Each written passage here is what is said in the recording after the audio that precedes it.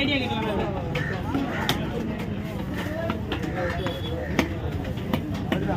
பூனா நான் கடைக்கே வியாபாரத்துக்கா தெரியாதா? போ உட்காந்து கடையில்னா மீனை வாங்கி விட்டு போதே அப்பெல்லாம் வேடிக்கை பார்த்துக்கிறா. இதான் வேணும் வயசாகி போச்சு இல்லை போங்கண்ணா. அதான் போங்கண்ணா.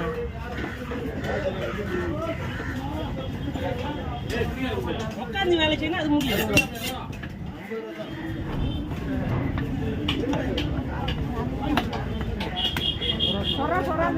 அது நான் பண்ணுவேன்.